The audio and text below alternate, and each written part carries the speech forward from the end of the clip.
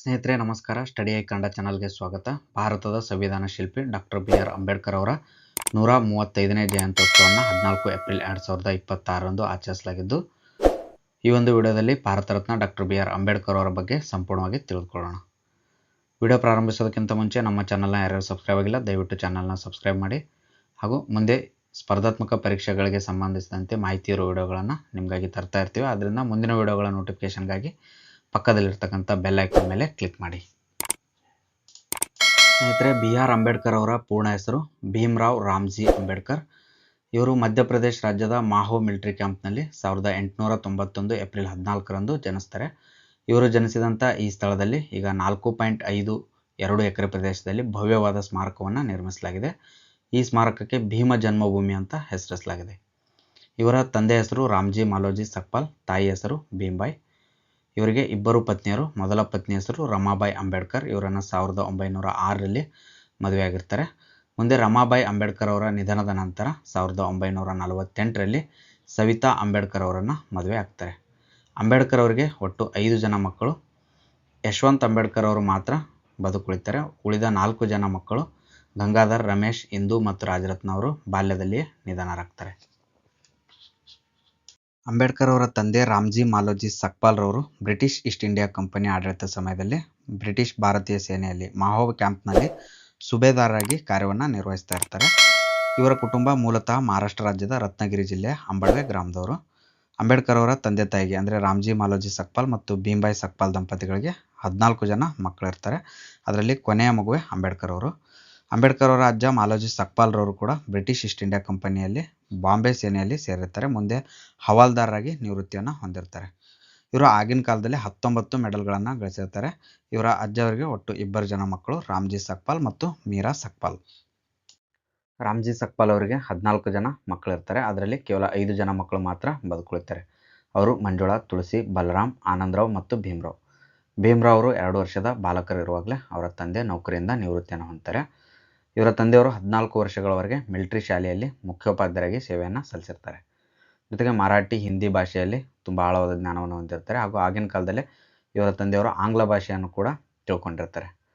ಮಕ್ಕಳಲ್ಲಿ ಸದಾ ದೇಶಭಕ್ತಿ, ಧ್ಯಾನ ಹಾಗೂ ಧರ್ಮದ ಬಗ್ಗೆ ಹೇಳಿಕೊಡ್ತಾ ಇರ್ತಾರೆ. ಆದ್ದರಿಂದಲೇ ಮುಂದೆ ಭೀಮರಾವ್ ಅವರು ಒಂದು ಉತ್ತಮವಾದ ಸಂಸ್ಕೃತಿಯನ್ನು ಹೊಂದೋದಕ್ಕೆ ಅವರ ತಂದೆಯವರು ಹೇಳಿಕೊಟ್ಟಂಥ ನೀತಿ ಪಾಠಗಳೇ ಕಾರಣ ಅಂತಲೂ ಹೇಳ್ಬೋದು. ಜೊತೆಗೆ ಕಬೀರ ಪಂಥದವರು ಕಬೀರರ ದೋಹೆಗಳು, ರಾಮಾಯಣ, ಮಹಾಭಾರತ ಕಥೆಗಳನ್ನು ಮಕ್ಕಳಿಗೆ ಬೆಳಗ್ಗೆ ಮತ್ತು ಸಾಯಂಕಾಲ ಹೇಳಿಕೊಡ್ತಾ ಇರ್ತಾರೆ. ರಾಮ್ಜಿ ಸಕ್ಪಾಲ್ ಅವರು ಮಿಲಿಟರಿ ಸೇವೆಯಿಂದ ನಿವೃತ್ತಿಯಾದ ನಂತರ ಡಾಪೋಲಿಗೆ ಬರ್ತಾರೆ. ಆದರೆ ಕೆಲವೇ ದಿನಗಳಲ್ಲಿ ಅವರಿಗೆ ಮಿಲಿಟರಿ ಕ್ವಾರ್ಟರ್ಸ್ನಲ್ಲಿ ಕೆಲಸ ಸಿಗುತ್ತೆ. ಅದಕ್ಕಾಗಿ ತಮ್ಮ ಕುಟುಂಬವನ್ನು ಸತಾರಕ್ಕೆ ವರ್ಗಾವಣೆ ಮಾಡ್ತಾರೆ. ಭೀಮರಾವ್ ಅವರ ಪ್ರಾಥಮಿಕ ಶಿಕ್ಷಣ ಕೂಡ ಸತಾರದಲ್ಲಿಯೇ ಪ್ರಾರಂಭವಾಗುತ್ತೆ. ಆದರೆ ಇವರು 6 ವರ್ಷದವರಿರುವಾಗಲೇ ಇವರ ತಾಯಿಯ ನಿಧನವಾಗುತ್ತೆ. ಅದಕ್ಕಾಗಿ ಭೀಮರಾವ್ ಅವರು ತಮ್ಮ ಅತ್ತೆಯಾದ ಮೀರಾಳ ಅವರ ಜೊತೆಯಲ್ಲಿ ಬೆಳೀತಾರೆ. ಇವರ ಅತ್ತೆ ಮೀರಾ ಅವರು ಗೂನುಬೆನ್ನಿಂದ ಮದುವೆಯಾಗಿರೋದಿಲ್ಲ. ಅದಕ್ಕಾಗಿ ತಮ್ಮ ಅಣ್ಣನ ಮಕ್ಕಳನ್ನೇ ತನ್ನ ಮಕ್ಕಳೆಂದು ಪೋಷಣೆಯಲ್ಲಿ ತೊಡಗಿಸ್ಕೊಳ್ತಾರೆ. ಭೀಮರಾವ್ ಅವರಿಗೆ ಪ್ರಾಥಮಿಕ ಶಾಲೆಯಲ್ಲಿ ಅಸ್ಪೃಶ್ಯತೆಯ ಅನುಭವ ಆಗುತ್ತೆ. ಶಾಲೆಯಲ್ಲಿ ಶಿಕ್ಷಕರು ಮತ್ತು ಸಹಪಾಠಿಗಳು ಇವರು ದಲಿತ ಜಾತಿಗೆ ಸೇರಿದವರು ಎಂಬ ಕಾರಣಕ್ಕಾಗಿ ಇವರ ಜೊತೆ ಯಾರೂ ಸೇರ್ತಾ ಇರೋದಿಲ್ಲ. ಶಾಲೆಯಲ್ಲಿನ ಅಸ್ಪೃಶ್ಯತೆಯಿಂದ ಬೇಸತ್ತು ಇವರು ತರಗತಿಯ ಹೊರಗಡೆನೆ ಕುಳಿತುಕೊಂಡು ಕಲಿಯಬೇಕಾಗುತ್ತೆ. ಪ್ರಾಥಮಿಕ ಶಾಲೆಯಲ್ಲಿ ಎಲ್ಲರ ಅಸಹ್ಯದಿಂದಾಗಿ ಶಿಕ್ಷಣದಲ್ಲಿ ಅವರಿಗೆ ಹೆಚ್ಚು ಒಲವೇ ಇರೋದಿಲ್ಲ. ಅದಕ್ಕಾಗಿ ಧ್ಯಾನ ಮಾಡೋದು, ಮೇಕೆಯೊಡನೆ ಆಟ ಆಡೋದು, ಈ ಹವ್ಯಾಸಗಳನ್ನು ಇವರು ಬೆಳೆಸ್ಕೊಳ್ತಾರೆ. ಈ ಮಧ್ಯೆ ರಾಮ್ಜಿ ಸಕ್ಪಾಲ್ ಅವರು ಸಂಸಾರದ ನಿರ್ವಹಣೆಗಾಗಿ ಇನ್ನೊಂದು ಮದುವೆ ಆಗ್ತಾರೆ. ಇವರು ಸತಾರ ಸರ್ಕಾರ ಶಾಲೆಯಲ್ಲಿ ಪ್ರಾಥಮಿಕ ತರಗತಿಯಲ್ಲಿ ಓದ್ತಾ ಇರುವಾಗ ಮಹಾರ್ ಎಂಬ ಅಸ್ಪೃಶ್ಯರೆಂಬ ಕಾರಣಕ್ಕೆ ಹೆಚ್ಚು ಕಡಿಮೆ ಎಲ್ಲ ಶಿಕ್ಷಕರು ಇವರನ್ನು ಅಸಹ್ಯವಾಗಿ ನೋಡ್ತಾ ಇರ್ತಾರೆ. ಯಾರೂ ಇವರ ಒಂದು ಪ್ರತಿಭೆಯನ್ನು ಗುರುತಿಸೋದಿಲ್ಲ. ಆದರೆ ಅಲ್ಲಿರ್ತಕ್ಕಂಥ ಶಿಕ್ಷಕರಾದಂಥ ಕೃಷ್ಣಾಜಿ ಕೇಶವ್ ಅಂಬೇಡ್ಕರ್ ಅವರು, ಇವರು ಒಬ್ಬ ಬ್ರಾಹ್ಮಣ ಶಿಕ್ಷಕರಾಗಿರ್ತಾರೆ. ಇವರ ಒಂದು ಪ್ರತಿಭೆಯನ್ನು ಮತ್ತು ಇವರಿಗೆ ಇರ್ತಕ್ಕಂಥ ಒಂದು ಕಲಿಯುವ ಹಂಬಲವನ್ನು ಗುರುತಿಸಿ ಇವರಿಗೆ ಪ್ರೋತ್ಸಾಹವನ್ನು ನೀಡ್ತಾರೆ.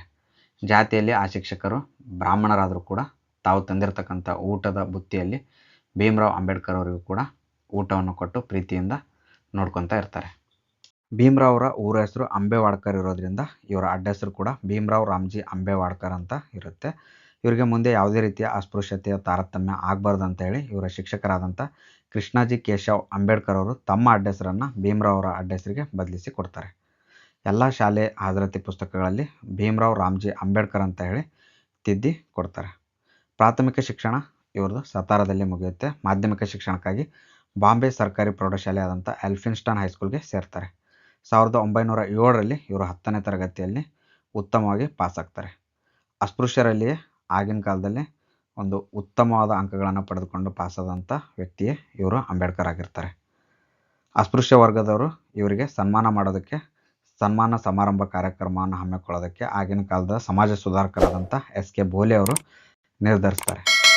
ಈ ಸಮಾರಂಭಕ್ಕೆ ಮುಖ್ಯ ಅತಿಥಿಗಳಾಗಿ ಸರ್ಕಾರಿ ಶಾಲೆಯ ನಿವೃತ್ತ ಶಿಕ್ಷಕರಾದಂಥ KA ಕೆಲಸ್ಕರ್ ಅವರು ಆಗಮಿಸ್ತಾರೆ.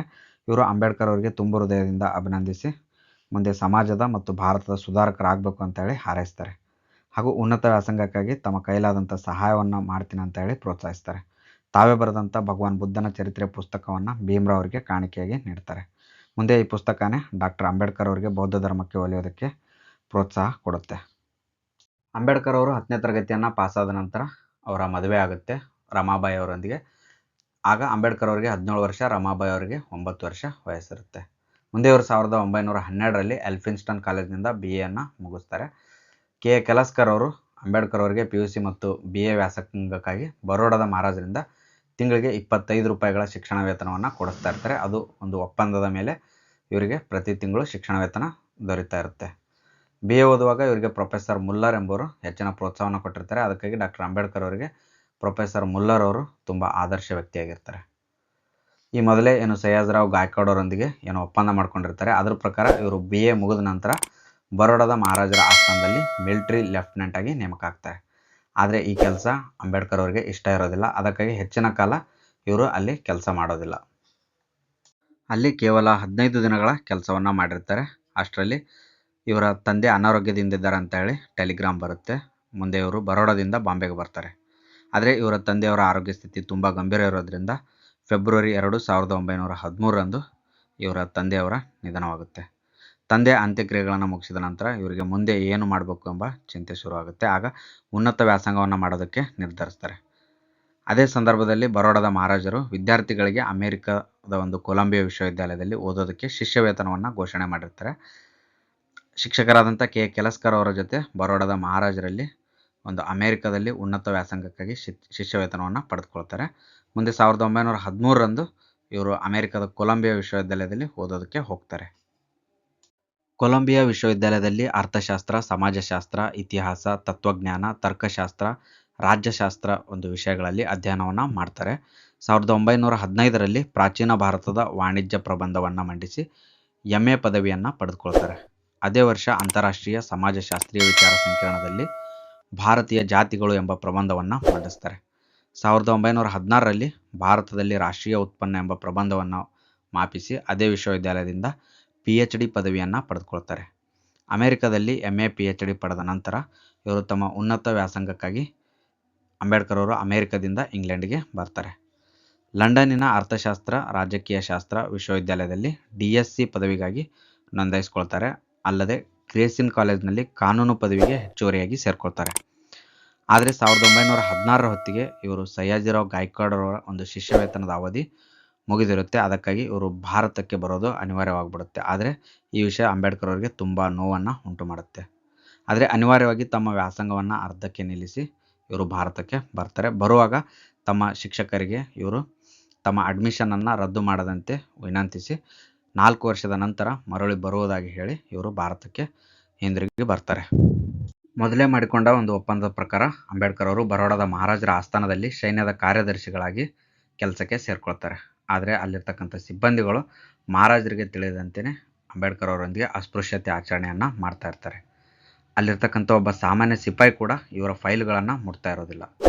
ಇವರಿಗೆ ಉಳಿಯೋದಕ್ಕೆ ಅಲ್ಲಿ ಒಂದು ನಿವೇಶನ ಕೂಡ ನೀಡಿರೋದಿಲ್ಲ. ಇವರು ಅದಕ್ಕಾಗಿ ಅಲ್ಲಿರ್ತಕ್ಕಂಥ ಒಂದು ಪಾರ್ಸಿ ಹೋಟೆಲ್ನಲ್ಲಿ ಇರ್ತಾರೆ. ಮುಂದೆ ಪಾರ್ಸಿ ಹೋಟೆಲ್ನವರು ಕೂಡ ಇವರನ್ನು ಅಲ್ಲಿಂದ ಹೊರಗಡೆ ಹಾಕ್ತಾರೆ. ಅನಿವಾರ್ಯವಾಗಿ ಅಂಬೇಡ್ಕರ್ ಅವರಿಗೆ ಅಲ್ಲಿ ಕೆಲಸ ಮಾಡೋದಕ್ಕಾಗಲ್ಲ. ಅದಕ್ಕಾಗಿ ಅವರು ಬಾಂಬೆಗೆ ಬರ್ತಾರೆ. ಬಾಂಬೆಗೆ ಬಂದಂಥ ಕೆಲವೇ ದಿನಗಳಲ್ಲಿ ಇವರ ಮಲತಾಯಿಯವರ ನಿಧನವಾಗುತ್ತೆ. ಮುಂದೆ ಅಂಬೇಡ್ಕರ್ ಅವರು CDAM ಕಾಲೇಜಿನಲ್ಲಿ ಉಪನ್ಯಾಸಕರಾಗಿ ಕೆಲಸಕ್ಕೆ ಸೇರ್ಕೊಳ್ತಾರೆ. ಆ ಒಂದು ಸರ್ಕಾರಿ ಕಾಲೇಜಿನಲ್ಲಿ ಕೂಡ ಅಂಬೇಡ್ಕರ್ ಅವರೊಂದಿಗೆ ಅಲ್ಲಿನ ಸಿಬ್ಬಂದಿಗಳು ಅಸ್ಪೃಶ್ಯತೆ ಆಚರಣೆಯನ್ನು ಮಾಡ್ತಾರೆ. ಅಲ್ಲಿನ ಸಹಪಾಠಿಗಳು ಮತ್ತು ಉಪನ್ಯಾಸಕರು ಪಾಠವನ್ನು ಮಾಡಿ ಬಂದ ನಂತರ ಕುಡಿಯೋದಕ್ಕೆ ಒಂದು ನೀರಿನ ವ್ಯವಸ್ಥೆಯನ್ನು ಮಾಡಿರ್ತಾರೆ. ಅಲ್ಲಿ ಅಂಬೇಡ್ಕರ್ ಅವರನ್ನು ನೀರು ಕುಡಿದಾಗ ಅಲ್ಲಿರ್ತಕ್ಕಂಥ ಒಬ್ಬ ಗುಜರಾತ್ನ ಉಪನ್ಯಾಸಕರೊಬ್ಬರು ಅದನ್ನು ಆಕ್ಷೇಪಣೆ ಮಾಡ್ತಾರೆ. ಮುಂದೆ 1920ರಲ್ಲಿ ಮೂಕನಾಯಕ ಎಂಬ ಪತ್ರಿಕೆಯನ್ನು ಪ್ರಕಟಿಸ್ತಾರೆ. ಆ ಸಮಯದಲ್ಲೇ ಅಂಬೇಡ್ಕರ್ ಅವರಿಗೆ ಕೊಲ್ಲಾಪುರದ ಸಾಹು ಮಹಾರಾಜರು ಒಂದು ಉನ್ನತ ವ್ಯಾಸಂಗಕ್ಕಾಗಿ ಶಿಷ್ಯ ವೇತನವನ್ನು ನೀಡೋದಕ್ಕೆ ಮುಂದಾಗ್ತಾರೆ. ಸಾಹು ಮಹಾರಾಜರಿಂದ ಶಿಷ್ಯ ವೇತನವನ್ನು ಪಡೆದುಕೊಳ್ತಾರೆ. ಜೊತೆಗೆ ತಾವು ಕೂಡಿಟ್ಟಂಥ ಸ್ವಲ್ಪ ಹಣ ಇರುತ್ತೆ ಹಾಗೂ ತಮ್ಮ ಆತ್ಮೀಯ ಪಾರ್ಸಿ ಗೆಳೆಯರಿಂದ ಸ್ವಲ್ಪ ಹಣದ ಸಾಲವನ್ನು ಪಡೆದುಕೊಂಡು ಅಂಬೇಡ್ಕರ್ ಅವರು ತಮ್ಮ ಉನ್ನತ ವ್ಯಾಸಂಗಕ್ಕಾಗಿ ಲಂಡನ್ನಿಗೆ ಹೋಗ್ತಾರೆ. 1920ರಲ್ಲಿ London school of economics and political science ವಿಶ್ವವಿದ್ಯಾಲಯದಲ್ಲಿ MSc ಪದವಿಗಾಗಿ ನೋಂದಾಯಿಸ್ಕೊಂಡು ಅಲ್ಲಿ ಹಗಲು ರಾತ್ರಿ ಕಷ್ಟಪಟ್ಟು ಅಧ್ಯಯನವನ್ನು ಮಾಡ್ತಾರೆ. ಇವ್ರ ಹತ್ರ ಸ್ವಲ್ಪ ಹಣ ಇರೋದ್ರಿಂದ ತುಂಬ ಕಷ್ಟಪಟ್ಟು ಅರ್ಧ ಬ್ರೆಡ್ ತಿಂದು ದಿನಕ್ಕೆ 1 ಬಾರಿ ಊಟ ಮಾಡಿ ಅಲ್ಲಿರ್ತಕ್ಕಂಥ ಲಂಡನ್ನಿನ ಮ್ಯೂಸಿಯಂ ಎಂಬ ಗ್ರಂಥಾಲಯದಲ್ಲಿ ದಿನಕ್ಕೆ 18 ಗಂಟೆಗಳ ಕಾಲ ಇವರು ಅಧ್ಯಯನವನ್ನು ಮಾಡ್ತಾ ಇರ್ತಾರೆ. 1921ರಲ್ಲಿ ಪ್ರೊಫೆಸರ್ ಎಡ್ವಿನ್ ಕೆನಾನ್ ರವರ ಮಾರ್ಗದರ್ಶನದಲ್ಲಿ ಬ್ರಿಟಿಷ್ ಭಾರತದಲ್ಲಿ ಸಾಮ್ರಾಜ್ಯಶಾಹಿಯ ಹಣಕಾಸಿನ ಪ್ರಾಂತೀಯ ವಿಕೇಂದ್ರೀಕರಣ ಎಂಬ ಒಂದು ಪ್ರಬಂಧವನ್ನು ಮಂಡಿಸಿ MSc ಪದವಿಯನ್ನು ಪಡೆದುಕೊಳ್ತಾರೆ. ಇವರು ಇದೇ ರೀತಿ ವಿದ್ಯಾರ್ಜನೆಯನ್ನು ಮಾಡಿ 1921ರಲ್ಲಿ DSc ಪದವಿಗಾಗಿ ನೋಂದಾಯಿಸ್ಕೊಳ್ತಾರೆ. 1922ರಲ್ಲಿ ಹಣದ ಸಮಸ್ಯೆ ಎಂಬ ಪ್ರಬಂಧವನ್ನು ಮಂಡಿಸಿ DSc ಪದವಿಯನ್ನು ಕೂಡ ಪಡೆದುಕೊಳ್ತಾರೆ. ಅದೇ ವರ್ಷ ಗ್ರೇಸಿನ್ ಕಾಲೇಜ್ನಿಂದ LLDಯನ್ನು ಪಡೆದುಕೊಳ್ತಾರೆ. 1923ರಲ್ಲಿ ಜರ್ಮನಿಯ ಬಾನ್ ವಿಶ್ವವಿದ್ಯಾಲಯದಲ್ಲಿ ಅರ್ಥಶಾಸ್ತ್ರದಲ್ಲಿ ಉನ್ನತ ಪದವಿಗಾಗಿ ನೋಂದಾಯಿಸ್ಕೊಳ್ತಾರೆ. ಅಲ್ಲಿ 6 ತಿಂಗಳವರೆಗೆ ಅಭ್ಯಾಸವನ್ನು ಮಾಡ್ತಾರೆ. ಇವರ ಆರ್ಥಿಕ ಪರಿಸ್ಥಿತಿ ತುಂಬ ಕಷ್ಟ ಇರೋದ್ರಿಂದ ತಮ್ಮ ವ್ಯಾಸಂಗವನ್ನು ಅರ್ಧದಲ್ಲಿಯೇ ನಿಲ್ಲಿಸಿ ಭಾರತಕ್ಕೆ ಬರ್ತಾರೆ. ಭಾರತಕ್ಕೆ ಬಂದು ತಮ್ಮ ವಕೀಲ ವೃತ್ತಿಯನ್ನು ಪ್ರಾರಂಭಿಸ್ತಾರೆ. ಅದರ ಜೊತೆಗೆ ಇವರು ದಲಿತ ವರ್ಗದವರನ್ನು ಜಾಗೃತರನ್ನಾಗಿ ಮಾಡೋದು ತುಂಬ ಪ್ರಮುಖ ಉದ್ದೇಶ ಆಗಿರುತ್ತೆ. ಅದಕ್ಕಾಗಿ ಬಹಿಷ್ಕೃತ ಭಾರತ ಎಂಬ ಪತ್ರಿಕೆಯನ್ನು ಪ್ರಾರಂಭಿಸ್ತಾರೆ. 1927ರಲ್ಲಿ ಮಹಾಡದ ಚೌಡರ ಕೆರೆಯ ನೀರನ್ನು ಮುಟ್ಟುವಂಥ ಚಳವಳಿಯನ್ನು ಹಮ್ಮಿಕೊಳ್ತಾರೆ. ತಮ್ಮ 10,000 ಅನುಯಾಯಿಗಳೊಂದಿಗೆ ಇವರು ಚೌಡರ ಕೆರೆಯ ನೀರನ್ನು ಮುಟ್ಟಿಸಿ ಬಹುದಿನಗಳಿಂದ ನಿಷೇಧಿಸಿದಂಥ ಈ ಕೆರೆಯ ನೀರನ್ನು ಕುಡಿಯುವ ಮೂಲಕ ತಮ್ಮ ಹಕ್ಕನ್ನು ಪಡೆದುಕೊಳ್ತಾರೆ. 1927ರಲ್ಲಿ ಶ್ರೇಣಿ ಪದ್ಧತಿ ಮತ್ತು ವರ್ಣಾಶ್ರಮ ಪದ್ಧತಿಯನ್ನು ಇದು ಪ್ರೋತ್ಸಾಹಿಸಿದಂತ ಹೇಳಿ ಮನುಸ್ಮೃತಿ ಪುಸ್ತಕವನ್ನು ಸುಟ್ಟಾಕ್ತಾರೆ. 1930ರಲ್ಲಿ ತಮ್ಮ 15,000 ಅನುಯಾಯಿಗಳೊಂದಿಗೆ ನಾಸಿಕದ ಕಳಾರಾಮ್ ದೇವಾಲಯದ ಪ್ರವೇಶ ಚಳವಳಿಯನ್ನು ಇವರು ಮಾಡ್ತಾರೆ. 1927ರಲ್ಲಿ ಇವರನ್ನು ಮುಂಬೈ ಶಾಸಕಾಂಗದ ಸದಸ್ಯರಾಗಿ ಬ್ರಿಟಿಷ್ ಸರ್ಕಾರ ನೇಮಿಸುತ್ತೆ. 1930ರಿಂದ 1932ರವರೆಗೆ ಲಂಡನ್ನಲ್ಲಿ ನಡೆಯುತ್ತಿರತಕ್ಕಂಥ ದುಂಡು ಮೇಜಿನ ಸಮ್ಮೇಳನದಲ್ಲಿ ದಲಿತರ ಪ್ರತಿನಿಧಿಯಾಗಿ ಭಾಗವಹಿಸಿ ಇವರಿಗೆ ದಲಿತರಿಗೆ ಆಳ್ವಿಕೆ ಮಾಡುವಂಥ ಅಧಿಕಾರವನ್ನು ದೊರಕಿಸಿಕೊಡ್ತಾರೆ. ಇಂಗ್ಲೆಂಡ್ನ ಆಗಿನ ಪ್ರಧಾನಿಯಾದಂಥ ಮ್ಯಾಕ್ಡೊನಾಲ್ಡ್ ಕೋಮೋ ಅವರ ಆದೇಶದ ಮುಖಾಂತರ ಈ ಅಧಿಕಾರವನ್ನು ದಲಿತರಿಗೆ ದೊರಕಿಸಿಕೊಡ್ತಾರೆ. ಆದರೆ ಗಾಂಧೀಜಿಯವರು ದಲಿತರಿಗೆ ಪ್ರತ್ಯೇಕ ಮತದಾನ ಬೇಡ, ಹಿಂದೂ ಧರ್ಮ ಒಡೆದು ಹೋಗುತ್ತೆ ಅಂತ ಹೇಳಿ ಪುಣೆಯ ಯರವಾಡ ಜೈಲಿನಲ್ಲಿ ಅಮರಣಾಂತರ ಉಪವಾಸ ಸತ್ಯಾಗ್ರಹವನ್ನು ಮಾಡ್ತಾರೆ. ಮುಂದೆ ಗಾಂಧೀಜಿ ಮತ್ತು ಅಂಬೇಡ್ಕರ್ ಅವರ ನಡುವೆ ಒಪ್ಪಂದ ಆಗುತ್ತೆ. ಪ್ರತ್ಯೇಕ ಮತಕ್ಷೇತ್ರದ 71 ಸೀಟ್ಗಳ ಬದಲಾಗಿ 148 ಸೀಟ್ಗಳ ಜಂಟಿ ಮತದಾನ ಪದ್ಧತಿಯನ್ನು ನೀಡಿ ದಲಿತರಿಗೆ ಮೀಸಲಾತಿಯನ್ನು ನೀಡಲಾಗುತ್ತೆ. ಈ ಒಪ್ಪಂದ ಸೆಪ್ಟೆಂಬರ್ 24, 1932ರಂದು ಪೂನಾದಲ್ಲಿ ನಡೆದಿರೋದ್ರಿಂದ ಇದನ್ನು ಪೂನಾ ಒಪ್ಪಂದ ಅಂತ ಹೇಳಿ ಕರೆಯಲಾಗುತ್ತೆ. ಡಾಕ್ಟರ್ ಅಂಬೇಡ್ಕರ್ ಅವರು ಅಸ್ಪೃಶ್ಯರಿಗಾಗಿ ಮತ್ತು ಅವರ ಸಾಮಾಜಿಕ ಆರ್ಥಿಕ ಪ್ರಗತಿಗಾಗಿ ಸತತವಾಗಿ ಬ್ರಿಟಿಷ್ ಮತ್ತು ವರ್ಣ ವ್ಯವಸ್ಥೆಯ ವಿರುದ್ಧ ಹೋರಾಟವನ್ನು ನಡೆಸಿದ್ದಾರೆ. 1935ರಲ್ಲಿ ಯೋಲ್ ಸಮ್ಮೇಳನದಲ್ಲಿ ತಾನು ಹಿಂದೂ ಧರ್ಮದಲ್ಲಿ ಇರೋದಿಲ್ಲ, ನಾನು ಹಿಂದೂವಾಗಿ ಹುಟ್ಟಿದ್ದು ಅನಿಶ್ಚಿತವಾಗಿ, ಆದರೆ ಹಿಂದೂವಾಗಿ ಸಾಯೋದಿಲ್ಲ ಅಂತ ಹೇಳಿ ಅಂಬೇಡ್ಕರ್ ಅವರು ಪ್ರತಿಜ್ಞೆಯನ್ನು ಮಾಡ್ತಾರೆ. ಅದೇ ವರ್ಷ 1935ರಲ್ಲಿ ಅವರ ಪತ್ನಿ ರಮಾಬಾಯಿ ಅವರು ತೀರಿಕೊಳ್ತಾರೆ. ಅಂಬೇಡ್ಕರ್ ಅವರಿಗೆ ಒಟ್ಟು 5 ಜನ ಮಕ್ಕಳು. ಅದರಲ್ಲಿ ಯಶವಂತರಾವ್ ಅಂಬೇಡ್ಕರ್ ಅವರು ಮಾತ್ರ ಬದುಕುಳಿತಾರೆ. ಉಳಿದ 4 ಜನ ಮಕ್ಕಳು ನಿಧನರಾಗ್ತಾರೆ. 1936ರಲ್ಲಿ ಇಂಡಿಪೆಂಡೆಂಟ್ ಲೇಬರ್ ಪಾರ್ಟಿಯನ್ನು ಸ್ಥಾಪಿಸಿ ಪ್ರಾಂತೀಯ ಶಾಸಕಾಂಗದಲ್ಲಿ ನಡೆದಂಥ ಚುನಾವಣೆಯಲ್ಲಿ 17 ಸ್ಥಾನಗಳಿಗೆ ಅಭ್ಯರ್ಥಿಗಳನ್ನು ನಿಲ್ಲಿಸ್ತಾರೆ. ಅದರಲ್ಲಿ 15 ಅಭ್ಯರ್ಥಿಗಳು ಗೆಲ್ತಾರೆ. ದಲಿತರಿಗೆ ಶಿಕ್ಷಣದ ಅವಶ್ಯಕತೆಯನ್ನು ಗಮನಿಸಿ 1946ರಲ್ಲಿ ಪೀಪಲ್ಸ್ ಎಜುಕೇಷನ್ ಇನ್ಸ್ಟಿಟ್ಯೂಷನನ್ನು ಸ್ಥಾಪಿಸ್ತಾರೆ.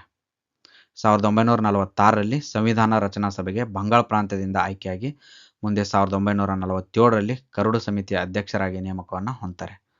ಸತತವಾಗಿ 3 ವರ್ಷಗಳವರೆಗೆ ಹಗಲು ರಾತ್ರಿ ಸಂವಿಧಾನವನ್ನು ಬರೆದು 1950ರಲ್ಲಿ ಮುಗಿಸ್ತಾರೆ. ಅದಕ್ಕಾಗಿ ಇವರನ್ನು ಭಾರತದ ಸಂವಿಧಾನ ಶಿಲ್ಪಿ ಅಂತ ಹೇಳಿ ಕರೆಯಲಾಗುತ್ತೆ. 1947ರಲ್ಲಿ ಪಂಡಿತ್ ಜವಾಹರ್ಲಾಲ್ ನೆಹರು ಅವರ ಒಂದು ಮಂತ್ರಿಮಂಡಲದಲ್ಲಿ ಅಂಬೇಡ್ಕರ್ ಅವರು ಕಾನೂನು ಮಂತ್ರಿಯಾಗಿರ್ತಾರೆ. ಅದೇ ಸಮಯದಲ್ಲಿ ಇವರು ಜವಾಹರ್ಲಾಲ್ ನೆಹರು ಅವರಿಗೆ ತುಂಬ ಆತ್ಮೀಯರಾಗ್ತಾರೆ ಮತ್ತು ಸಮಾಜವಾದಿ ಪ್ರಜಾಸತ್ತಾತ್ಮಕ ರಾಜ್ಯ ವ್ಯವಸ್ಥೆಯನ್ನು ಕಲ್ಪಿಸಿದಂಥ ನೆಹರೂಜಿ ಅವರು ಡಾಕ್ಟರ್ ಅಂಬೇಡ್ಕರ್ ಅವರಿಂದಲೇ ಪ್ರಭಾವಿತರಾಗಿರ್ತಾರೆ ಮತ್ತು ಇವರು ಹಾಕಿಕೊಂಡಿರ್ತಕ್ಕಂಥ ಪಂಚವಾರ್ಷಿಕ ಯೋಜನೆಗೆ ಅಂಬೇಡ್ಕರ್ ಅವರು ಮಾರ್ಗದರ್ಶಿಯಾಗಿರ್ತಾರೆ. ಭಾಕ್ರಾನಂಗಲ್ ಅಣೆಕಟ್ಟನ್ನು ಕಟ್ಟೋದಕ್ಕೂ ಸಹ ಅಂಬೇಡ್ಕರ್ ಅವರೇ ಸಲಹೆಯನ್ನು ನೀಡಿರ್ತಾರೆ. 1952ರಲ್ಲಿ ಉತ್ತರ ಭಾರತ ಮತ್ತು ದಕ್ಷಿಣ ಭಾರತಗಳ ನದಿಗಳ ಜೋಡಣೆಗೆ ಅಂಬೇಡ್ಕರ್ ಅವರು ಸಲಹೆಯನ್ನು ನೀಡಿರ್ತಾರೆ. ಅದಕ್ಕಾಗಿಯೇ ಇವರನ್ನು ಭಾರತದ ನೀರಾವರಿ ಯೋಜನೆಯ ಜನಕ ಅಂತ ಕೂಡ ಕರೆಯಲಾಗುತ್ತೆ. ಮುಂದೆ ನೆಹರೂಜಿಯವರ ಒಂದು ಸಹಕಾರವನ್ನು ಪಡೆದು ಅಂಬೇಡ್ಕರ್ ಅವರು ದಿ ಹಿಂದೂ ಕೋಡ್ ಬಿಲ್ಲನ್ನು ರಚನೆ ಮಾಡಿ ಪಾರ್ಲಿಮೆಂಟ್ನಲ್ಲಿ ಮಂಡಿಸ್ತಾರೆ. ಆದರೆ ಸಂಪ್ರದಾಯವಾದಿಗಳಿಂದ ಕೂಡಿರ್ತಕ್ಕಂಥ ಪಾರ್ಲಿಮೆಂಟ್ನ ಸಭೆಯಲ್ಲಿ ಮಹಿಳೆಯರಿಗೆ ಹಿಂದೂ ಕೋಡ್ ಬಿಲ್ನಲ್ಲಿ ಕೇಳಿರ್ತಕ್ಕಂಥ ಕೆಲವೊಂದು ಹಕ್ಕುಗಳನ್ನು ನಿರಾಕರಿಸುತ್ತಾರೆ. ಪಾರ್ಲಿಮೆಂಟ್ನಲ್ಲಿ ಮಂಡಿಸಿದಂಥ ಹಿಂದೂ ಕೋಡ್ ಬಿಲ್ನಲ್ಲಿ ಪ್ರಮುಖ 4 ಅಂಶಗಳಿರ್ತವೆ. ಅದರಲ್ಲಿ ಮೊದಲನೇದು ಮಹಿಳೆಯು ಕೂಡ ತನ್ನ ಪತಿಯನ್ನು ಆಯ್ಕೆ ಮಾಡುವ ಹಕ್ಕು. ಸೆಕೆಂಡು ಪುರುಷರ ಹಾಗೆ ವಿಚ್ಛೇದಿಸುವ ಹಕ್ಕು. ಥರ್ಡ್ ತಂದೆಯ ಆಸ್ತಿಯಲ್ಲಿ ಗಂಡು ಮಕ್ಕಳ ಸಮನಾಗಿ ಹೆಣ್ಣು ಮಕ್ಕಳಿಗೂ ಆಸ್ತಿಯ ಹಕ್ಕು.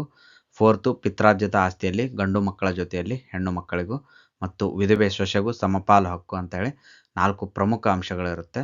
ಆದರೆ ಕೊನೆಗೂ ಈ ಬಿಲ್ಲು ಪಾರ್ಲಿಮೆಂಟ್ನಲ್ಲಿ ಪಾಸಾಗೋದಿಲ್ಲ. ಅದಕ್ಕೆ ಅಂಬೇಡ್ಕರ್ ಅವರು ತಮ್ಮ ಕಾನೂನು ಮ್ಯಾಟ್ರಿ ಪದವಿಗೆ ರಾಜೀನಾಮೆಯನ್ನು ನೀಡ್ತಾರೆ.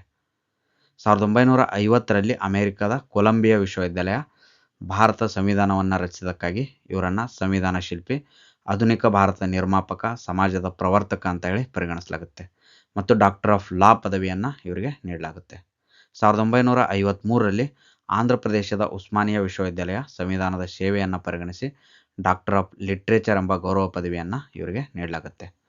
1951ರಿಂದ ರಾಜ್ಯಸಭಾ ಸದಸ್ಯರಾಗಿ ಇವರು ಆಯ್ಕೆ ಆಗ್ತಾರೆ. ಮುಂದೆ ರಾಜಕೀಯದಿಂದ ಸ್ವಲ್ಪ ದೂರ ಉಳಿದು ಬೌದ್ಧ ಧರ್ಮದ ಆಚಾರ ಮತ್ತು ಪ್ರಚಾರಕ್ಕಾಗಿ ತಮ್ಮ ಜೀವನವನ್ನು ಅರ್ಪಿಸಿಕೊಳ್ತಾರೆ. 1951ರಲ್ಲಿ ರಂಗೂನ್ನಲ್ಲಿ ಮತ್ತು 1954ರಲ್ಲಿ ಕಠ್ಮಂಡುದಲ್ಲಿ ನಡೆದಿರ್ತಕ್ಕಂಥ ಜಾಗತಿಕ ಬೌದ್ಧ ಸಮ್ಮೇಳನದಲ್ಲಿ ಅಂಬೇಡ್ಕರ್ ಅವರು ಭಾಗವಹಿಸ್ತಾರೆ. ಮುಂದೆ 1955ರಲ್ಲಿ ಭಾರತೀಯ ಬೌದ್ಧ ಮಹಾಸಭೆಯನ್ನು ಸ್ಥಾಪಿಸ್ತಾರೆ. 1956 ಅಕ್ಟೋಬರ್ 14ರಂದು ತಮ್ಮ 5 ಲಕ್ಷ ಅನುಯಾಯಿಗಳೊಂದಿಗೆ ಮತ್ತು ತಮ್ಮ ಪತ್ನಿ ಸವಿತಾ ಅಂಬೇಡ್ಕರ್ ಅವರ ಜೊತೆಗೆ ಇವರು ನಾಗ್ಪುರದಲ್ಲಿ ಬೌದ್ಧ ಧರ್ಮವನ್ನು ಸ್ವೀಕಾರ ಮಾಡ್ತಾರೆ. ಇವರಿಗೆ ವೀರಚಂದ್ರಮಣಿಯವರು ಬೌದ್ಧ ದೀಕ್ಷೆಯನ್ನು ನೀಡ್ತಾರೆ. ಮುಂದೆ ಡಿಸೆಂಬರ್ 6, 1956ರಲ್ಲಿ ದೆಹಲಿಯ ತಮ್ಮ ನಿವಾಸದಲ್ಲಿ ಅಂಬೇಡ್ಕರ್ ಅವರು ನಿಧನರಾಗ್ತಾರೆ. ಡಿಸೆಂಬರ್ 7ಕ್ಕೆ ಮುಂಬೈನ ದಾದರ್ನಲ್ಲಿ ಬೌದ್ಧ ಧರ್ಮದ ನಿಯಮದ ಪ್ರಕಾರ ಮಹಾಪರಿನಿರ್ವಾಣದ ವಿಧಿಯನ್ನು ಅಂತ್ಯಕ್ರಿಯೆಯಲ್ಲಿ ಮಾಡಲಾಗುತ್ತೆ. ಅಂಬೇಡ್ಕರ್ ಅವರು ತಮ್ಮ ಕೊನೆಯ ದಿನಗಳವರೆಗೂ ರಾಜ್ಯಸಭೆಯ ಕಲಾಪಗಳಲ್ಲಿ ಭಾಗವಹಿಸ್ತಾ ಇರ್ತಾರೆ.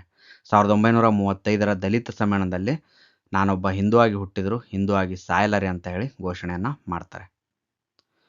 ಆವಾಗಿನಿಂದನೇ ಅಂಬೇಡ್ಕರ್ ಅವರು ಮತಾಂತರದ ಬಗ್ಗೆ ತುಂಬ ಗಂಭೀರವಾದಂಥ ಚಿಂತನೆಯನ್ನು ನಡೆಸಿರ್ತಾರೆ. ಯಾಕಂದರೆ ಅಸ್ಪೃಶ್ಯರಿಗೆ ಹಿಂದೂ ಧರ್ಮದಲ್ಲಿ ಏಳಿಗೆ ಇಲ್ಲ ಆಗಿರೋದ್ರಿಂದ ಮತಾಂತರ ಅನಿವಾರ್ಯ ಅಂತ ಮತ್ತು ಬೌದ್ಧ ಧರ್ಮನೇ ಮತಾಂತರ ಆಗೋದಕ್ಕೆ ತುಂಬ ಅತ್ಯಂತ ಸೂಕ್ತವಾದಂಥ ಧರ್ಮ ಎಂಬ ಒಂದು ನಿರ್ಣಯಕ್ಕೆ ಬರ್ತಾರೆ. ಮುಂದೆ 1951ರಲ್ಲಿ ಕೊಲಂಬೋದ young men's of Buddhist association ಸಂಸ್ಥೆಯವರ ಒಂದು ಆಹ್ವಾನದ ಮೇರೆಗೆ ಇವರು ಶ್ರೀಲಂಕಾಗೆ ಹೋಗ್ತಾರೆ. ಅಲ್ಲಿರ್ತಕ್ಕಂಥ ಕ್ಯಾಂಡಿಯಲ್ಲಿ ವಿಶ್ವ ಬೌದ್ಧ ಸಮಾವೇಶದಲ್ಲಿ ಇವರು ಭಾಷಣವನ್ನು ಮಾಡ್ತಾರೆ ಮತ್ತು ಅಲ್ಲಿನ ಅಸ್ಪೃಶ್ಯರಿಗೆ ಬೌದ್ಧ ಧರ್ಮವನ್ನು ಸ್ವೀಕಾರ ಮಾಡೋದಕ್ಕೆ ಒಂದು ಕರೆಯನ್ನು ಕೊಡ್ತಾರೆ. ಪುರಾತನ ಭಾರತದಲ್ಲಿ ಸ್ತ್ರೀಯರ ಸ್ಥಾನಮಾನ ಕಡಿಮೆ ಆಗೋದಕ್ಕೆ ಗೌತಮ ಬುದ್ಧನೇ ಕಾರಣ ಎಂಬ ಒಂದು ಆರೋಪಕ್ಕೆ ಪ್ರತಿಯಾಗಿ ಇವರು ಬುದ್ಧನನ್ನು ಸಮರ್ಥಿಸಿ 1951ರಲ್ಲಿ ಲೇಖನವನ್ನು ಕೂಡ ಬರೀತಾರೆ. ಅಂಬೇಡ್ಕರ್ ಅವರು ಕರಡು ಸಮಿತಿಯ ಅಧ್ಯಕ್ಷರಾಗಿರೋದ್ರಿಂದ ಮತ್ತು ಭಾರತ ಸಂವಿಧಾನವನ್ನು ರಚಿಸಿರೋದ್ರಿಂದ ಇವರನ್ನು ಭಾರತ ಸಂವಿಧಾನ ಶಿಲ್ಪಿ ಅಂತ ಹೇಳಿ ಕರೆಯಲಾಗುತ್ತೆ. ಅಂಬೇಡ್ಕರ್ ಅವರಿಗೆ ಭಾರತದ ಪರಮೋಚ್ಚ ನಾಗರಿಕ ಪುರಸ್ಕಾರ ಭಾರತ ರತ್ನವನ್ನು ಮರಣೋತ್ತರವಾಗಿ ಪ್ರದಾನ ಮಾಡಲಾಯಿತು. ಸಂಸತ್ನಲ್ಲಿ ಸದಸ್ಯರಾಗುವಂತೆ ಅಂಬೇಡ್ಕರ್ ಅವರನ್ನು ಆಗಿನ ಪ್ರಧಾನಮಂತ್ರಿ ಜವಾಹರ್ಲಾಲ್ ನೆಹರು ಅವರು ತಮ್ಮ ಮಂತ್ರಿಮಂಡಲದಲ್ಲಿ ಕಾನೂನು ಸಚಿವರಾಗುವಂತೆ ಇವರಿಗೆ ಆಹ್ವಾನಿಸಿರ್ತಾರೆ. 1952 ಜೂನ್ 15ರಂದು ಕೊಲಂಬಿಯಾ ವಿಶ್ವವಿದ್ಯಾಲಯ ಇವರಿಗೆ ಕಾನೂನಿನ ಡಾಕ್ಟರೇಟ್ LL.D ಪದವಿಯನ್ನು ನೀಡಿ ಗೌರವಿಸಲಾಗುತ್ತೆ. 1953 ಜನವರಿ 12ರಂದು ಉಸ್ಮಾನಿಯಾ ವಿಶ್ವವಿದ್ಯಾಲಯ ಇವರಿಗೆ LL.D ಗೌರವ ಪದವಿಯನ್ನು ಕೊಟ್ಟು ಪುರಸ್ಕರಿಸಿರ್ತಾರೆ. 2015ರಂದು ವಿಶ್ವರತ್ನ ಪ್ರಶಸ್ತಿಯನ್ನು ಕೊಲಂಬಿಯಾ ವಿಶ್ವವಿದ್ಯಾಲಯ ಇವರಿಗೆ ಮರಣೋತ್ತರವಾಗಿ ಪ್ರದಾನ ಮಾಡಲಾಯಿತು. ಅಂಬೇಡ್ಕರ್ ಅವರ ಕೆಲವು ಪ್ರಮುಖ ಕೃತಿಗಳ ಬಗ್ಗೆ ನೋಡೋಣ. ಮೊದಲನೇದು ಬ್ರಿಟಿಷ್ ಭಾರತದಲ್ಲಿ ಪ್ರಾಂತೀಯ ಹಣಕಾಸು ಪದ್ಧತಿಯ ವಿಕಾಸ ಮತ್ತು ಸೆಕೆಂಡು ರೂಪಾಯಿಯ ಬಿಕ್ಕಟ್ಟು, ದಿ ಪ್ರಾಬ್ಲಮ್ ಆಫ್ ರುಪಿ. ಇವೆರಡು ಅಂಬೇಡ್ಕರ್ ಅವರ ಸಂಶೋಧನಾ ಪ್ರಬಂಧಗಳು. ಭಾರತದಲ್ಲಿ ಜಾತಿ ಪದ್ಧತಿ, ತಂತ್ರ, ಹುಟ್ಟು ಮತ್ತು ಬೆಳವಣಿಗೆ, ಇದು ಮೊಟ್ಟ ಮೊದಲ ಪ್ರಕಾಶಿತಗೊಂಡಂಥ ಅಂಬೇಡ್ಕರ್ ಅವರ ಕೃತಿ. ಹಾಗೂ ಭಾರತದಲ್ಲಿ ಜಾತಿ ಪದ್ಧತಿ, ಸ್ವತಂತ್ರ ಕಾರ್ಮಿಕ ವರ್ಗದ ಸಂವಿಧಾನಾತ್ಮಕ ನಿಯಮ, ಕಾರ್ಮಿಕರು ಮತ್ತು ಸಂಸದೀಯ ಪ್ರಜಾಪ್ರಭುತ್ವ, ಬುದ್ಧ ಮತ್ತು ಅವನ ಧಮ್ಮ, ಸಂಸದೀಯ ಪ್ರಜಾಪ್ರಭುತ್ವದ ಭವಿಷ್ಯ, ಪ್ರಜಾಪ್ರಭುತ್ವದ ಯಶಸ್ವಿ ಅಂಶಗಳು, ನನ್ನ ವೈಯಕ್ತಿಕ ತತ್ವಜ್ಞಾನ, ಬುದ್ಧಿಸಂ ಆ್ಯಂಡ್ ಕಮ್ಯುನಿಸಂ ಇವು ಅಂಬೇಡ್ಕರ್ ಅವರ ಕೆಲವು ಪ್ರಮುಖ ಕೃತಿಗಳು. ಅಂಬೇಡ್ಕರ್ ಅವರು ಬರೆದಿರತಕ್ಕಂಥ ಇತರೆ ಪುಸ್ತಕಗಳ ಬಗ್ಗೆ ನೋಡೋಣ. ಭಾರತದಲ್ಲಿಯ ಸಂಪ್ರದಾಯ 1917, ಭಾರತದಲ್ಲಿ ಸಣ್ಣ ಹಿತಬಾಲಿಗಳು ಮತ್ತು ಅದರ ಸಮಸ್ಯೆಗಳು 1917, ಹಣದ ಸಮಸ್ಯೆ 1923, ಬ್ರಿಟಿಷ್ ಭಾರತದಲ್ಲಿ ಪ್ರಾಂತೀಯ ಆರ್ಥಿಕ ವ್ಯವಸ್ಥೆಯ ಇತಿಹಾಸ 1925, ಜಾತಿಯ ವಿನಾಶ 1936, ಫೆಡರೇಷನ್ ವರ್ಸಸ್ ಫ್ರೀಡಮ್ 1939, ಪಾಕಿಸ್ತಾನದ ಮೇಲಿನ ವಿಚಾರಗಳು 1941, ಗಾಂಧಿ ಮತ್ತು ಅಸ್ಪೃಶ್ಯತೆ ನಿವಾರಣೆ 1943, ರನಾಡೆ, ಗಾಂಧಿ ಮತ್ತು ಜಿನ್ನಾ 1943, ಕಾಂಗ್ರೆಸ್ ಮತ್ತು ಗಾಂಧಿ ಅಸ್ಪೃಶ್ಯರಿಗಾಗಿ ಏನು ಮಾಡಿದ್ದಾರೆ 1945, communal deadlock and a way to stall it 1945, Pakistan ಅಥವಾ ಭಾರತ ವಿಭಜನೆ 1945, ಶೂದ್ರರು ಯಾರು 1946, ಸ್ಟೇಟ್ ಆ್ಯಂಡ್ ಮೈನಾರಿಟೀಸ್ 1947, ಭಾರತದ ಹಣ ಮತ್ತು ಬ್ಯಾಂಕ್ ಇತಿಹಾಸ ಭಾಗ 1947, ಅಸ್ಪೃಶ್ಯರು, ಮಹಾರಾಷ್ಟ್ರದ ಒಂದು ಭಾಷಾವಾರು ರಾಜ್ಯ 1948, ಹಿಂದೂ ಮಹಿಳೆಯ ಏಳಿಗೆ ಮತ್ತು ಪತನ 1950, ಗೋಸಾಲ್ ಆಫ್ ಬುದ್ಧಿಸಂ 1952, ಭಾಷಾವಾರು ರಾಜ್ಯಗಳ ಮೇಲೆ ಒಂದು ಸಿದ್ಧಾಂತ 1955, ಬುದ್ಧ ಮತ್ತು ಅವನ ಧಮ್ಮ 1957. ಇವು ಅಂಬೇಡ್ಕರ್ ಅವರ ಪ್ರಮುಖ ಕೃತಿಗಳು. ಅಂಬೇಡ್ಕರ್ ಅವರ ವಿಶೇಷತೆಗಳ ಬಗ್ಗೆ ನೋಡೋಣ. ಇವರು ಭಾರತೀಯ ನ್ಯಾಯಶಾಸ್ತ್ರಜ್ಞರಾಗಿದ್ದರು, ಆರ್ಥಿಕ ತಜ್ಞರು, ಸಾಮಾಜಿಕ ಸುಧಾರಕರು ಕೂಡ ಮತ್ತು ಸಂವಿಧಾನ ಕರಡು ಸಮಿತಿಯ ಅಧ್ಯಕ್ಷರಾಗಿದ್ದರು. ಜವಾಹರ್ಲಾಲ್ ನೆಹರು ಅವರ ಒಂದು ಮೊದಲ ಸಂಪುಟದಲ್ಲಿ ಅಂಬೇಡ್ಕರ್ ಅವರು ಕಾನೂನು ಮತ್ತು ನ್ಯಾಯ ಸಚಿವರಾಗಿ ಸೇವೆಯನ್ನು ಸಲ್ಲಿಸಿದ್ದಾರೆ. ಭಾರತದ ಮೊದಲ ಕಾನೂನು ಮತ್ತು ನ್ಯಾಯ ಸಚಿವರಾಗಿ 15 ಆಗಸ್ಟ್ 1947ರಿಂದ 6 ಅಕ್ಟೋಬರ್ 1951ರವರೆಗೆ ನೆಹರು ಸರ್ಕಾರದಲ್ಲಿ ಇವರು ಕಾನೂನು ಮತ್ತು ನ್ಯಾಯ ಸಚಿವರಾಗಿ ಕಾರ್ಯವನ್ನು ನಿರ್ವಹಿಸಿದ್ದಾರೆ. Member of parliament, Rajya Sabha, Bombay ರಾಜ್ಯದಿಂದ ಇವರು 3 ಏಪ್ರಿಲ್ 1952ರಿಂದ 6 ಡಿಸೆಂಬರ್ 1956ರವರೆಗೆ ಕಾರ್ಯವನ್ನು ನಿರ್ವಹಿಸಿದ್ದಾರೆ. Chairman of the constitution drafting committee 29 August 1947ರಿಂದ 24 ಜನವರಿ 1950. ವಿಧಾನಸಭೆಯ ಘಟಕ ಸದಸ್ಯರು 9 ಡಿಸೆಂಬರ್ 1946ರಿಂದ 24 ಜನವರಿ 1950. ಬೆಂಗಾಲ್ ಪ್ರಾಂತ್ಯದಿಂದ 1946ರಿಂದ 47ರವರೆಗೆ, ಬಾಂಬೆ ಪ್ರಾಂತ್ಯದಿಂದ 1947ರಿಂದ 50ರವರೆಗೆ. ವೈಸರಾಯ ಕಾರ್ಯಕಾರಿ ಮಂಡಳಿ ಕಾರ್ಮಿಕ ಸಚಿವರು 22 ಜುಲೈ 1942ರಿಂದ 20 ಅಕ್ಟೋಬರ್ 1946ರವರೆಗೆ. ಇವರು ಸ್ಥಾಪಿಸಿದಂಥ ರಾಜಕೀಯ ಪಕ್ಷಗಳು: ಇಂಡಿಪೆಂಡೆಂಟ್ ಲೇಬರ್ ಪಾರ್ಟಿ 1936ರಲ್ಲಿ, ಶೆಡ್ಯೂಲ್ಡ್ ಕಾಸ್ಟ್ ಫೆಡರೇಷನ್ 1942ರಲ್ಲಿ, ರಿಪಬ್ಲಿಕನ್ ಪಾರ್ಟಿ ಆಫ್ ಇಂಡಿಯಾ ಇದು 1957ರಲ್ಲಿ. ಅಂಬೇಡ್ಕರ್ ಅವರು ಬೌದ್ಧ ಧರ್ಮಕ್ಕೆ ಸೇರುವಾಗ ಮಾಡಿರ್ತಕ್ಕಂಥ ಪ್ರತಿಜ್ಞೆಯನ್ನು ನೋಡೋಣ. ಮೊದಲನೇ ಅಂಶ: ನಾನು ಅಸ್ಪೃಶ್ಯತೆ ಆಚರಿಸೋದಿಲ್ಲ ಮತ್ತು ಎಲ್ಲ ಮನುಷ್ಯರನ್ನು ಸಮಾನವಾಗಿ ಕಾಣುತ್ತೇನೆ. ಸೆಕೆಂಡು: ಕೊಲ್ಲುವುದಿಲ್ಲ, ಕದಿಯುವುದಿಲ್ಲ, ತಪ್ಪಾದ ಲೈಂಗಿಕ ವರ್ತನೆಯನ್ನು ತೋರುವುದಿಲ್ಲ, ಮದ್ಯ ಕುಡಿಯುವುದಿಲ್ಲ ಮತ್ತು ಸುಳ್ಳು ಹೇಳುವುದಿಲ್ಲ ಎಂಬ ಪಂಚಶೀಲ ತತ್ವಗಳನ್ನು ಅನುಸರಿಸುತ್ತೇನೆ. ಥರ್ಡು: ಜ್ಞಾನ, ಸಹಾನುಭೂತಿ ಮತ್ತು ಕರ್ತವ್ಯದ 3 ಪ್ರಮುಖ ತತ್ವಗಳ ಆಧಾರದಲ್ಲಿ ನೆಲೆಯಾಗಿರುವ ಬೌದ್ಧ ಧರ್ಮ ಮಾತ್ರ ನಿಜವಾದ ಧರ್ಮ ಎಂದು ನಾನು ನಂಬಿದ್ದೇನೆ. ಹಾಗಾಗಿಯೇ ಹಿಂದೂ ಧರ್ಮವನ್ನು ತೊರೆದು ಬೌದ್ಧ ಧರ್ಮವನ್ನು ಅಪ್ಪಿಕೊಳ್ಳುವ ಮೂಲಕ ಹೊಸ ಹುಟ್ಟನ್ನು ಪಡೆದುಕೊಂಡಿದ್ದೇನೆ ಅಂತ ಹೇಳಿ ಅಂಬೇಡ್ಕರ್ ಅವರು ಬೌದ್ಧ ಧರ್ಮಕ್ಕೆ ಸೇರುವಾಗ ಪ್ರತಿಜ್ಞೆಯನ್ನು ಮಾಡ್ತಾರೆ. ಸ್ನೇಹಿತರೆ, ಈ ವಿಡಿಯೋದಲ್ಲಿ ನೀಡಿರ್ತಕ್ಕಂಥ ಮಾಹಿತಿ ನಿಮಗೆಲ್ಲ ಇಷ್ಟ ಆಗಿದ್ರೆ ವಿಡಿಯೋನ ಲೈಕ್ ಮಾಡಿ ಮತ್ತು ಆದಷ್ಟು ಜನರಿಗೆ ಶೇರ್ ಮಾಡಿ. ಹಾಗೂ ನಮ್ಮ ಚಾನಲ್ನ ಯಾರ್ಯಾರು ಸಬ್ಸ್ಕ್ರೈಬ್ ಆಗಿಲ್ಲ ದಯವಿಟ್ಟು ಚಾನಲ್ನ ಸಬ್ಸ್ಕ್ರೈಬ್ ಮಾಡಿ.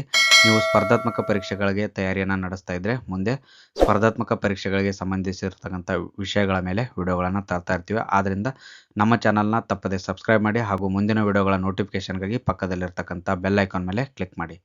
ಹಾಗೂ ನಮ್ಮ ಚಾನಲ್ನ ಫೇಸ್ಬುಕ್ ಮತ್ತು ಇನ್ಸ್ಟಾಗ್ರಾಮಲ್ಲಿ ಕೂಡ ಫಾಲೋ ಮಾಡಿ. ಈ ಒಂದು ವಿಷಯಗಳ PDF ನೋಟ್ಸ್ಗಾಗಿ ಸ್ಟಡಿ ಐ ಕನ್ನಡ ಚಾನಲನ್ನು ವಾಟ್ಸಪ್ ಮತ್ತು ಟೆಲಿಗ್ರಾಮ್ನಲ್ಲಿ ಜಾಯ್ನ್ ಆಗಿ. ಧನ್ಯವಾದಗಳು.